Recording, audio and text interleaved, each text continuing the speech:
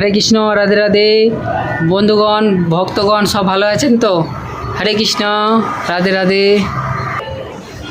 আমরা কীরকম তারা আমরা বাড়িতে কোনো পুজো অর্চনা হলে হলে আমরা কি করি, বাইরে থেকে ব্রাহ্মণকে ডেকে নিয়ে আসি, নিয়ে এসে পুজো অর্চনা করাই। আর তাহলে ব্রাহ্মণকে ডেকে পূজা অর্চনা করলে নিজেদের ভক্তি, আমাদের অনুভূতি ভগবানকে কী করে প্রকাশটা করব, কী করে জানাবো? আমরা যদি পুজো করি তখন আমরা তো প্রকাশ করতে পারবো আমরা ভক্তি, আমাদের ভক্তিটা, তবে তো ভগবান তো আমরা এটা ওটা কিনে নিয়ে এসে দিচ্ছি, ব্রাহ্মণকে দিয়ে পুজো করাচ্ছি, ভগবান তো এসে খেয়ে যাচ্ছে না। ভগবান কি খায়? ভগবান আমাদের মনের ভাব প্রকাশটা করে, আমরা কীভাবে পুজো করছি, কীভাবে তাকে ডাকছি, সেই ভাবটা দেখি, সেই ভাবটা ও গ্রহণ করে। সেই ভাবটা আমরা কি করি, আমরা পায়খানা বাথরুম পরিষ্কার করি, নোংরা জঞ্জাল পরিষ্কার করি, আর ভালো কাজটা ওটা ব্রাহ্মণকে দিয়ে করাই। তাহলে আমাদের ভাবের অনুভবের যে আমাদের ভাবে যে পুজো অর্চনা করব, সে আমাদের ভাবটা ভগবান কী করে জানবে? আমি যদি ডাইরেক্ট যেই জিনিসটা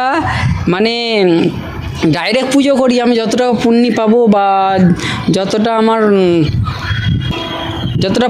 যতটা আমার লাভ হবে, একজনকে দিয়ে করালে তার অর্ধেকটা আসবে, সেটা আর পুরো হবে না।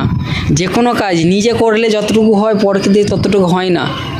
ওই জন্যে নিজের বাড়ির পুজো নিজেরাই করার চেষ্টা করবেন, ভালো করে ভক্তি করে ভগবানকে পুজো সেবা করবেন, ভগবানকে ভোগ নিবেদন করবেন, দিয়ে প্রসাদ পাবেন। দেখবেন ওর থেকে ভালো আর জিনিস কিছু হয় না। অহিংসাই হচ্ছে পরম ধর্ম করতে অহিংসা। মানুষ, ভগবান বলেন একে কেটে খেয়ে নিতে। অতএব আমি একজনকে কেটে খেয়ে নেবো, আমি কেটে খাচ্ছি পাঁচজনকে। এবার আমরা যখন কোথায় যাবো, কখন আমাদের সন্তানদের কেউ যদি কেটে খায়, কেউ যদি ওখানে হিংস্র জন্তু জানোয়ারে নিয়ে যায়, তাহলে কি হবে? তাহলে আমাদের কতটা ব্যথা লাগবে, কতটা কষ্ট হবে।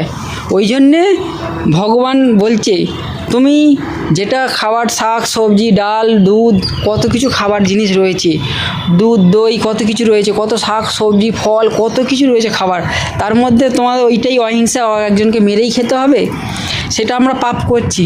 একজনকে মেরে খাওয়া মানে পাপ, তা আমাকেও সেই পাপের ভাগীদার হতে হবে। তো হরে কৃষ্ণ, হরি বল। কোনো ভুল বললে ক্ষমা করিবেন।